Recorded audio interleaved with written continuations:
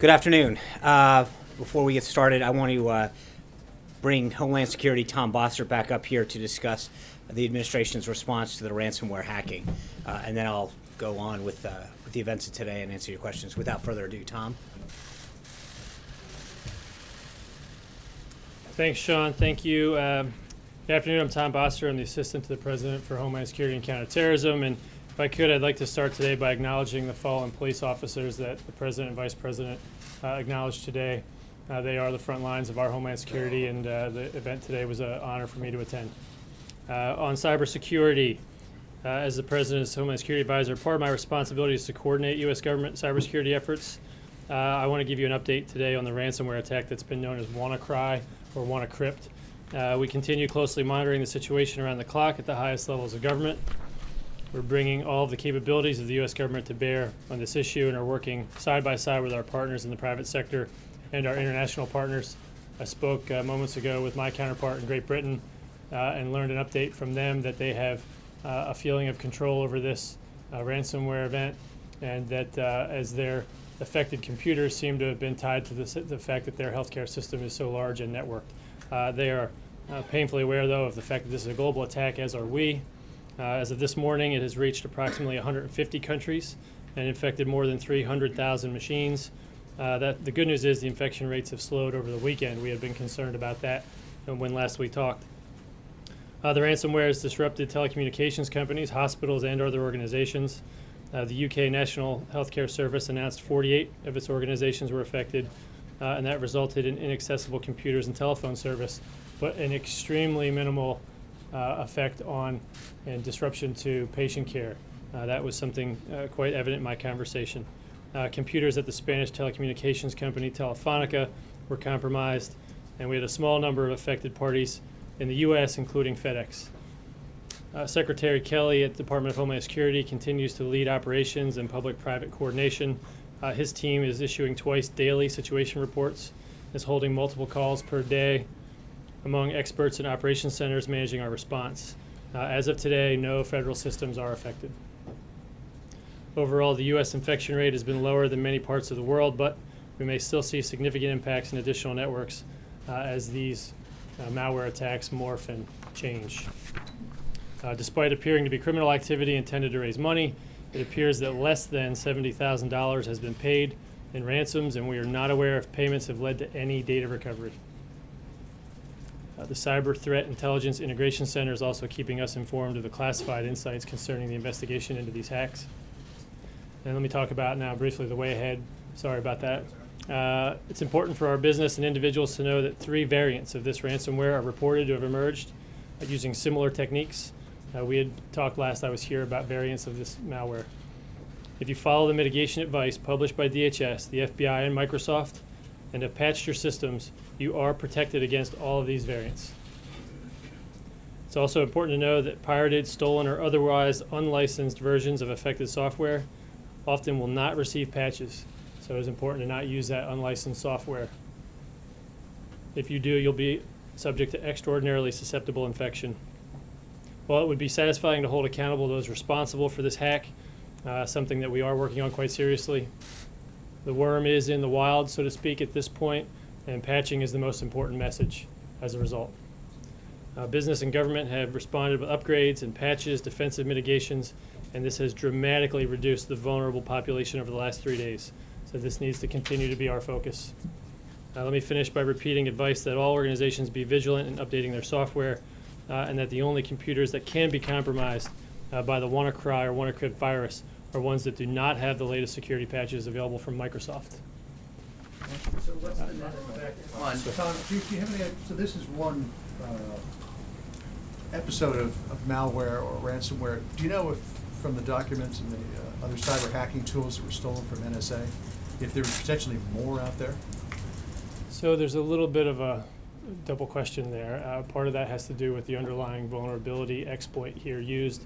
I think if I could, I'd rather, instead of directly answering that, and can't speak to how we do or don't do our business as a government in that regard, I'd like to instead point out that this was a vulnerability exploit as one part of a much larger tool that was put together by the culpable parties and not by the U.S. government. So this was not a tool developed by the NSA to hold ransom data. This was a tool developed by culpable parties, potentially criminals or foreign nation states, that have put it together in such a way so as to deliver it with phishing emails, put it into embedded documents, and cause infection, encryption, and locking. So the provenance, I think I said this morning, of the underlying vulnerability is something that is a little bit less of a direct point for me. I guess a shorter way to put it would be, is there more out there that you're worried about could lead to more attacks in the future? I actually think that the United States, more than probably any other country, is extremely careful with their processes about how they handle any vulnerabilities that they're aware of. That's something that we do when we know of the vulnerability, not when we know we lost the vulnerability. I think that's a key distinction between us and other countries and other adversaries that don't provide any such consideration to their people, customers, or industry. Tom, you mentioned your British counterparts are feeling a sense of control. Was there any time, as you monitored this here in the States, where you felt there was any lack of control or this could get out of hand here? And if not, what is it about what was here that was protected that didn't exist, for example, in Europe or other parts that have obviously taken a much bigger hit from this? Yeah, no comparative lack of control, but my conversation today led me to believe that he felt quite comfortable and my counterparts felt quite comfortable with where they stood today. Not comparing. But was there any time that you felt here that things could spiral out of control? Well, as we were gaining and gathering more information, it was important for us to determine the parameters of this. Once we got our hands around the parameters of the malware, that's of course in the beginning moments what you're trying to get a hold of. Get the malware, analyze it, determine what's happening. In that time frame, you don't feel entirely in control, but you're searching for information. Once we got it and realized what the situation was, we realized there were patches available and had been available since March, and so from that point, operations centers and communications become the key, and they're imperative to how we handle this response. And from the British perspective, I thought it was important to pass along from them 2 points. One, that they thought it was an extremely small number of patients that might have been inconvenienced, not necessarily a disruption to their clinical care as opposed to their administrative processes. And two, that they felt that some of those reports might have been misstated or overblown given how they've gotten themselves into a position of patching.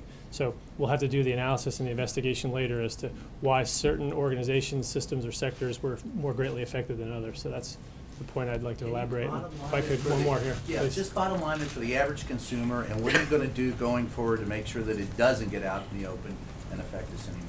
Bottom line for the consumer is patch your software, provide automated patch support if you can, turn that automated on. Make sure your IT service providers or IT folks within your organizations are patching your software. That's the bottom line, and this particular malware and the 3 reported variants that we've seen since are all fixable with patch, and that's something that you can get from Microsoft. So that's our bottom line, and I don't want to encroach too much here into Mr. Spicer's time, but if I could, with that, maybe I have one more question, Sean, okay? Who did it? We don't know. That's the attribution that we're after right now. It would be very satisfying for me and for all of our viewers, I think, that if we find them, that we bring them to justice. I think that's something that sometimes eludes us. Attribution can be difficult here. I don't want to say we have no clues. As I stand here today, I feel that the best and brightest are working on that. So, thank you very much. I'll let you know. Thank you very much. Appreciate it. Thank you. Thank you, Tom. The President was pleased to see this morning the National Association of Home Builders and Wells Fargo announced earlier that recent reports show that U.S. home builder confidence continues to rise, with numbers now at their strongest since the housing bust. According to the NABH's chairman, quote, "This report shows that builders' optimism in the housing market is solidifying. We've already seen tremendous response in the economy in the wake of the President's pro-growth agenda. The unemployment rate is at the lowest it's been in a decade. Manufacturing job openings are higher than they've ever been since 2006. And by nearly every measure of economic confidence, the future of the American economy looks very bright." The President is also glad to see businesses once again making significant investments in America, from Intel to General Motors to Walmart to Apple, who specifically just announced earlier this month that will start a $1 billion fund to promote advanced manufacturing jobs here in the United States. And it's not just the President's domestic economic policies that are generating optimism. Just last week, we announced the first 10 agreements as part of the 100-day action plan initiated by President Trump during his meeting at Mar-a-Lago with President Xi of China. As I noted last week, these arrangements are major wins for American companies across many different industries and sectors, from natural gas to beef exporters to financial services, who will all now have access to the massive Chinese market. And of course, those negotiations continue between our representatives.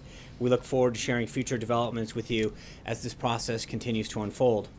This morning, the President and the Vice President joins tens of thousands of officers and friends of law enforcement at the annual Peace Officers Memorial Service at the United States Capitol. This is the 36th year that the Fraternal Order of Police has honored the memory of the brave men and women who've lost their lives in the line of duty with this service and ceremony. In the Vice President's opening remarks, he reiterated the Trump administration's commitment to standing with the men and women of law enforcement, quote, without apology. And the President said that these men and women are, quote, the thin blue line between civilization and chaos. Words cannot express the depth of our gratitude, end quote, but he hopes that the actions of this administration will show our men and women in blue, quote, how deeply we care and how strongly we feel about protecting those who protect us all, end quote. Earlier today, the President had the honor of meeting with officers and guests from police departments that recently suffered the loss of a police officer from Ulster County Sheriff's Department, Phoenix Police Department, and the New Jersey State Troopers. He also signed a proclamation in honor of Peace Officers Memorial Day and National Police Week. The President was honored to just welcome recently, in the last few minutes, the Crown Prince of Abu Dhabi to the White House for an official visit. His Highness is a strong partner of the United States and a leader in the Middle East on a number of important topics, including defense cooperation, regional security, and counterterrorism. The United States and the UAE recently concluded a defense cooperation agreement that will allow us to work more closely together to address common security threats. The President hopes to work together even more closely to resolve regional conflicts that raged across the region for too long. This is the President and His Highness's first meeting. They have a lot to discuss, including bilateral trade and investment, as well as regional security issues. At the conclusion of the meeting, we will make sure to have a readout. Later this afternoon, the Vice President will swear in Robert Lighthizer as the United States Trade Representative. Ambassador Lighthizer has spent decades working at the highest levels of American trade policy, including as Deputy U.S. Trade Representative under President Reagan. The President is glad to finally have an unquestionably qualified individual in place as we fight for better trade deals that will put the American worker first. And now that he's officially on board this afternoon, Ambassador Lighthizer is getting straight to work. Tomorrow, he will have a series of meetings on Capitol Hill, and on Thursday, he will travel to Vietnam for the Asia-Pacific Economic Cooperation meetings.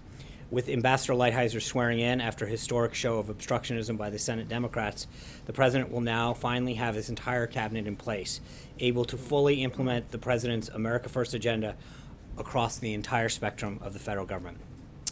In other cabinet news, Secretary Chao kicked off Infrastructure Week with an event with the U.S. Chamber of Commerce this morning, noting the newly reopened I-85 bridge in Atlanta as an example of what can be better accomplished with federal, state, and local governments working together. Secretary Chao will be traveling to Atlanta on Thursday for the ceremonial ribbon cutting.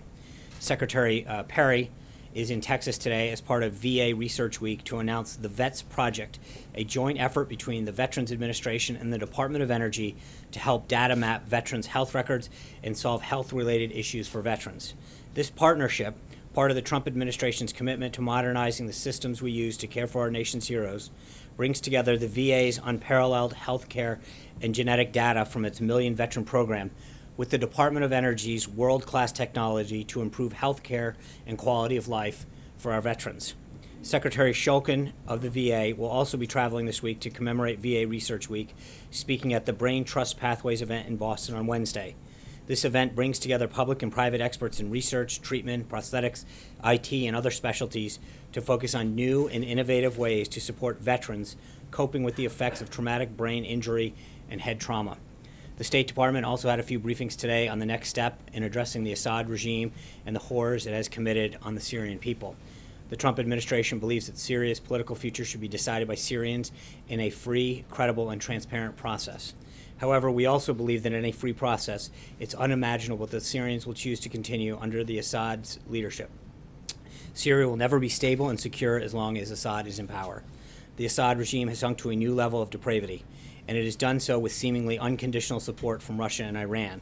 For these reasons, we continue to support the political transition process contained in UN Security Resolution 2254 and support the political process taking place under UN oversight in Geneva. As we've said before, the United States remains open to working together with both Russia and Iran to find a solution that leads to a stable and united Syria. But in order for us to work together to bring an end to the violence in Syria, Russia and Iran need to acknowledge the atrocities of the Assad regime and use their influence to stop them. As you can see, it's going to be a busy week for the President, the Cabinet, and the staff leading up to the President's first foreign trip that launches this Friday. We take off for Saudi Arabia later on Friday, and I plan to have General McMaster here hopefully tomorrow to walk through the trip with further detail. And with that, your questions. Thank you, Sean. Just in China, NSC Senior Director Pottinger say the U.S. is forming a Belt and Road working group and say the U.S. company have much to offer. So what's the perspective of the U.S. future collaboration in this Belt and Road initiative? Yeah, as I mentioned with respect to the 100-day plan, I think there's a lot of areas that we are going to continue to work with China to develop a way forward. I think the relationship that the President established with President Xi down in Mar-a-Lago is continuing to pay dividends for our country. And whether it's this policy or trade or market access, we're going to continue to see all of those individuals from the President's cabinet that were down in Mar-a-Lago continue to work with their counterparts in China to find a path forward. John. Sean, a couple of topics, but first of all, back on what you said about Syria. Is the official policy of this administration now regime change in Syria? I think I've made it very clear what our policy is and continues to be. Over the weekend, a lot of complaints from Democrats about the Comey replacement process. First of all, that Jeff Sessions is leading the search. There are a lot of Democrats who think that because he recused himself from the Russia investigation, he should not be in that position. Secondly, some Democrats in the Senate are saying that before they will consider the president's next nominee, they want a special prosecutor appointed to look into the Russia investigation. Can you respond to both of them? I think this is a process that's running completely as it should, as being headed by the Deputy Attorney General and the Attorney General. As we've noted in the past, the FBI Director reports to the Deputy Attorney General.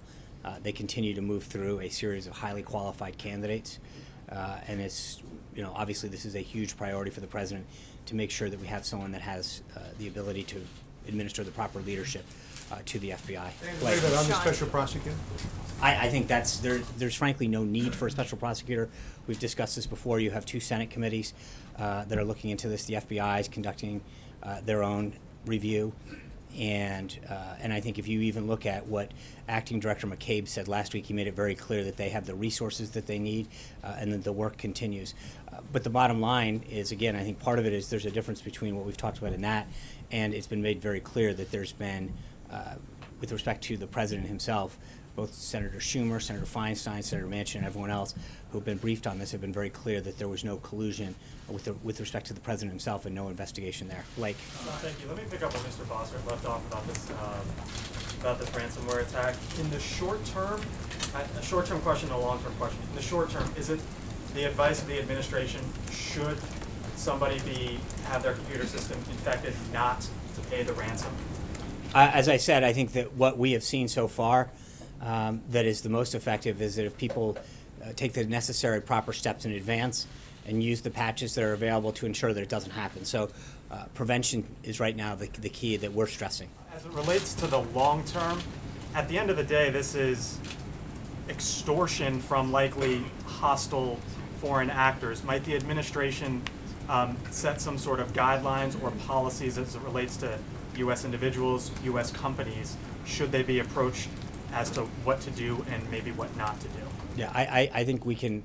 Our immediate goal right now is to make sure that we're protecting our both individual, commercial, and government enterprises, and that work has proved to be, the prudent steps that were taken have proven to be fruitful, and I think we're going to continue that. Right now, obviously, that's the number one priority. Do you know why he mentioned FedEx? Do you know if that was something specific happened to FedEx? I don't. I can have Tom follow up. Jim. Brad, I'm sorry. Thanks. Yeah, we can hold on. I wanted to ask about the Election Integrity Commission. Is this is the primary goal of this going to be looking for recommending reforms to possible federal laws like the NVRA, or looking at cleaning the rolls, or is it going to be more of an audit of the 2016 election? The executive order that the president signed and the vice president and Secretary of State Kobach are leading is a bipartisan commission of the state elections officials that are going to look at all aspects of election integrity, including voter fraud, improper registration, and allegations of voter suppression. So I think they're looking at this holistically. Okay, and one more. As far as North Korea goes, with the new South Korean government coming in, does the administration advise against their reaching out or outstretched hand that they had towards the North Korean regime, particularly after? I'm sorry, say the new South Korean government. Is the administration advising against South Korea reaching out to North Korea after this weekend's missile test? I think the president looks forward to having a conversation with the new president and discussing the way forward, but I'm not going to get ahead of that discussion at this point. John. Thanks a lot, Sean. On the search for the new FBI director, the president today said that it's moving rapidly. One name that was put forward over the course of the past 24 hours by the Senate Majority Leader is that of Merrick Garland. Is that a name that the president would possibly consider in the move to name a new FBI director? The search for a new FBI director is being handled by the Department of Justice. My expectation would be that once they've conducted that search, they'll present names for consideration of the president, but they are the ones that are leading that effort. So, Alexis. Sean, can I follow up on the tape question from last week? As you know, several Republicans have joined Democrats in seeking additional information from the White House in writing about the existence of any tapes, producing the tapes, and any further information about the potential taping of conversations. Is the White House intending to cooperate with those requests and furnish that information as requested in writing? I think I made it clear last week that the president has nothing further on that. Hunter. Wait, Sean. Does that mean that the president will deny the I think request? I said I was very clear that the president would have nothing further on that last week. Describing a situation in which the I president understand. would defy the legislative branch's request. That's what you're saying. Alexis, I made it clear what the president's position is on that issue. Hunter. People clearly still have concerns about Russia's role in the election, even though the president has essentially said there's nothing to it. If there is nothing to hide, why not back a special prosecutor or independent commission just to settle it beyond any doubt? Well, again, it's not a question of it's at what point you have a House, a Senate, a House committee, a Senate committee, the FBI. I don't know why you need additional resources when you already have 3 entities. Well, we saw polling this weekend from NBC News and I the Wall Street understand that, Journal. but that's 80% of people want this, and they don't have confidence in right. Congress. With all due respect, I think the bottom line is you have 3 entities already looking into this matter. I think the president's position has been very clear that there's 2 issues at hand. One is the involvement of Russia potentially in with respect to an election, and then the president's involvement. The FBI director and others have made it very clear that the president's not a subject of anything. I think we have plenty of entities looking into that. Trey. Sean, 2 questions for you. On North Korea, is there a new sense of urgency for President Trump to act following the successful ballistic missile test over the weekend? I think there's no question that North Korea continues to threaten the United States, our allies, Japan, South Korea, and its neighbors, including both China and Russia. I think we are calling on all of those folks in the region, particularly China and Russia, to do everything they can in terms of sanctions to help resolve the situation and bring stability to the peninsula. On a quick domestic issue, what characteristics is President Trump looking for in an FBI director?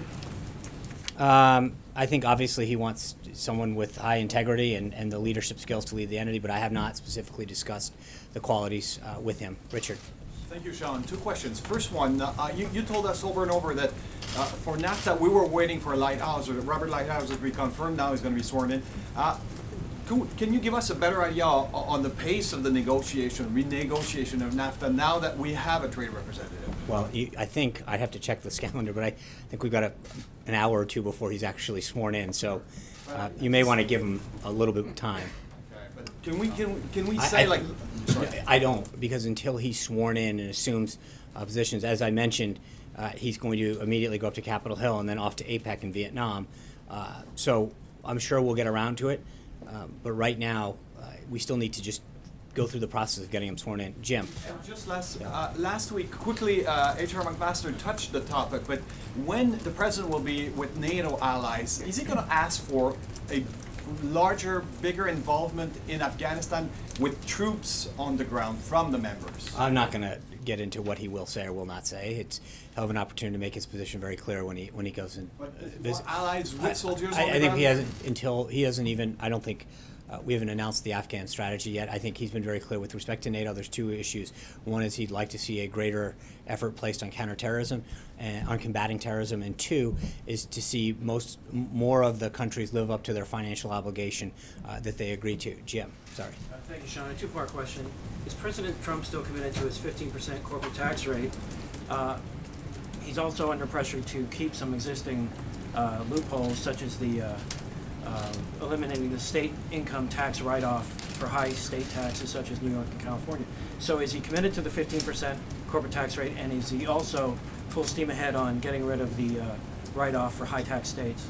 Well, Secretary Mnuchin and Director Cohen outlined the principles of his tax reform plan. We continue to meet with stakeholders and members of Capitol Hill. But that conversation continues. As I said at the outset, they're continuing to meet with individuals. And those are part of those talks. So his plan has been pretty clear from the beginning as far as what he wants to see and the framework in which it's being guided. Should low tax states, though, subsidize these higher tax states, because places like Florida and Tennessee can't write off zero income taxes? Again, I'm not going to get ahead of that debate. I think the principles that were outlined explain where the president's starting point is. He's going to continue to have those discussions. Eamon. Thanks, John. On the search for the new FBI director, there have been some critics who've said in this particular political climate, whoever it is shouldn't be a current or former politician. We saw the list of people who've been interviewed, and we see that at least two of them are either current or former political figures. Does the president have a feeling on whether or not having held elective office is a plus or a minus to hold that job? I don't, as I mentioned just a minute ago, I've not talked to him about the specific qualities he's looking forward to seeing, but I know the Department of Justice continues to meet with these individuals, and so we'll have to see who they put forward. Hallie. Thanks, John. I have two questions for you, but I guess I'm just looking for some clarity on one of my colleagues' questions here. Why won't you just explain whether or not there are recordings of I President's think the conversations? president's made it clear what his position is. That's not my question. So I why understand won't that you because explain that's it? what the president's position is. So given that you refuse to confirm or deny any of this, how is any senior official supposed to feel comfortable having a conversation privately with the president? As I've said, Hallie, the president's made it clear what his position is. Even with these congressional lawmakers Hallie, calling to see I've if asked they exist. Hallie, I've answered the question over and over again the same way. So if you. So the second question that I have for you then is on the arguments that are happening now in the Ninth Circuit regarding the administration's travel ban. One of the lines of questioning has been why the president has not disavowed his Muslim ban. Will he do that? The president, the executive order is fully lawful and will be upheld. We fully believe that. I think there's no question. In fact, in one of the arguments in the previous cases, it was made clear that if anyone else had proposed this, which just shows that it is legally sound, people are misinterpreting it. It was based on the law and the authority that the president rightfully has. That's it, plain and simple. And that's My question is no, more, will he disavow the ban? But He's never said it. Right. The point lawyer is, said he did say he never has. But the point is that the ban, the measures that he took in that executive order are fully lawful, fully compliant, and make it clear that they seek to keep this country safe. That's it. But given Richard. these questions come I up, know. is there any indication the president will come out and say, yes, I disavow what I said about letting, right not now the allowing president's Muslims? focused on making sure that we make the appropriate arguments to get the ban in place. Thank you. That's okay. Considering, in contrast to much of the expression during the French presidential election, and that has been reported in France especially, there may be a lot more in common between President Trump and the new President Emmanuel Macron of France. Both former successful businessmen, both leaders of two very powerful countries, and two of the oldest allies going, basically. Knowing this, would the president look forward to an opportunity to bring this young president closer to him, maybe meeting on the borders at the G7, or maybe even inviting him here to the La Maison Blanche in the next few months. If we have updates to share on additional individual leaders that he will be meeting with or meetings that he'll have during his trip, we'll be sure to give you an update on that.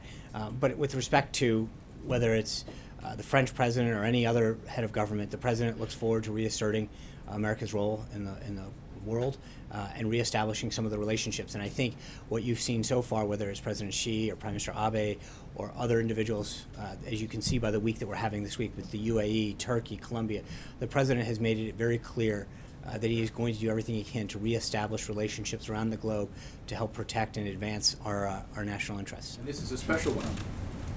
There are also, I mean, look, I agree. Before we were right. Republican. I understand. There is a lot of relationships that the president wants to strengthen for the good of this country. John.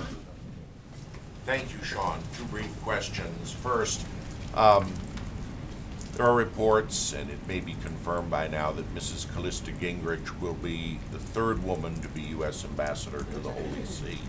Official? Nothing's official until it's announced. Has her name been vetted with the Vatican? I'm not going to.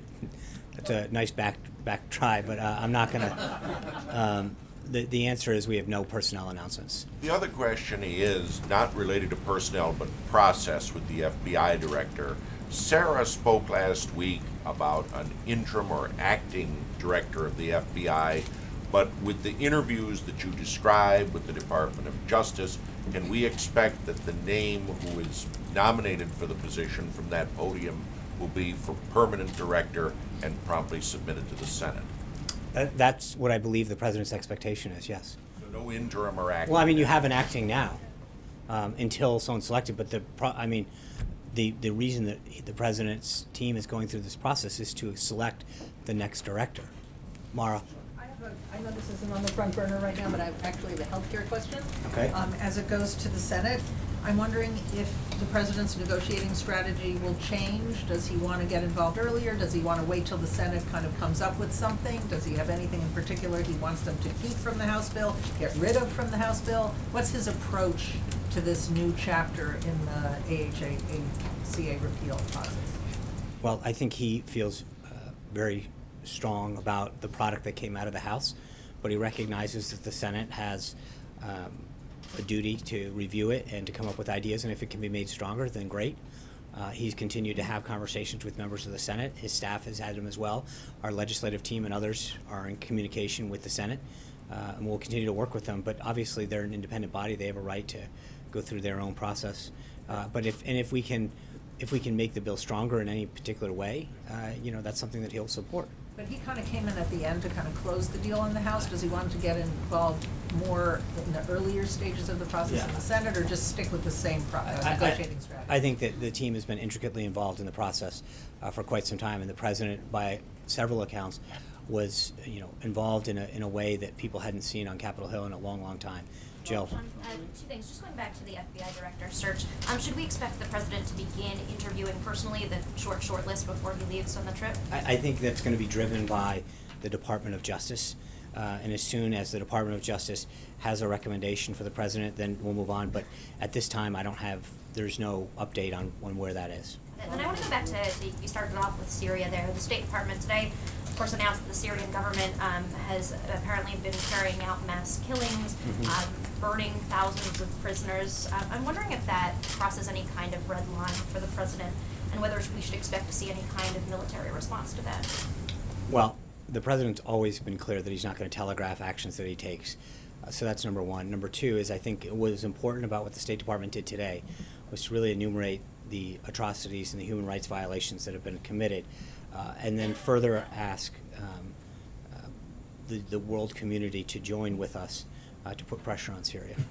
Should we expect any direct action by the president? I don't think the president's made clear over and over again that he doesn't telegraph his actions. He's going to be continuing to raise this issue, but when he's ready to act, he'll let everyone know. Jen? When it comes to vetting for the FBI director, after the experience with Michael Flynn, is the White House recommending doing anything differently with vetting the FBI director? Are you already doing something different with that vetting?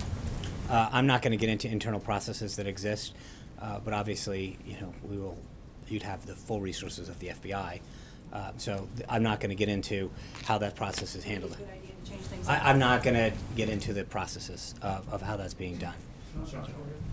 Sean? Yeah. Okay. Two questions. One to follow up on Hallie's question. How has the president made it clear what his position is on the Yeah, I've reports? answered that several but times. how does he make it clear? Because All I've seen is the tweet. Right. So that's his position. He said that he has nothing further to add. Okay, but he had tapes and Caitlin, quotes. I understand. Okay, I just wanted There's to get a nothing further to clarification add on on it. that. My second question is, has he made any other inquiries about the Russia investigation to any other FBI officials? I don't, not that, I haven't asked him about that, but I'm not aware of anything. Okay, and one small follow-up. Last week you said you would get back to us on who requested the dinner between him and Comey. I still, I apologize, I will follow up on that today. I think one of the things that's important with respect to that, just to clear something up, I think that there was clearly bipartisan support that Jim Comey wasn't up to the job. The president has every right to fire a person because he believed Director Comey lacked the judgment and the decision-making skills and wasn't up to the job. The president's reaction to this, to what his position has been completely misrepresented. If you think about what he said to NBC News, he said, one, he didn't care that this action would make matters worse for him, that it, quote, might even lengthen out the investigation because he would take action against Jim Comey in firing him. He said that he wants the investigation to be done, quote, absolutely properly. And he said that he might even confuse some people that he would take this action knowing it would make matters worse for him. The actions that he took, he knew could be detrimental to himself, but none of those things mattered because the president had to do the right thing for the American people because he believes that Jim Comey was the wrong man for that position. And I think that we've got to be very clear as to the reason that the president took the actions that he did. He knew that what he did could be detrimental to himself. It could lengthen the investigation, but he knew it was the right thing for the country, the right thing for the FBI, and the right thing to get to the bottom of this. Why did you believe Comey was the wrong person for the American people? Because he didn't have the leadership skills necessary to lead that institution. And as he said in the statement at the time, the FBI is the crown jewel of law enforcement, and they deserve a leader that can properly lead the institution. Thank you guys very much. I'll see you tomorrow. Thank you.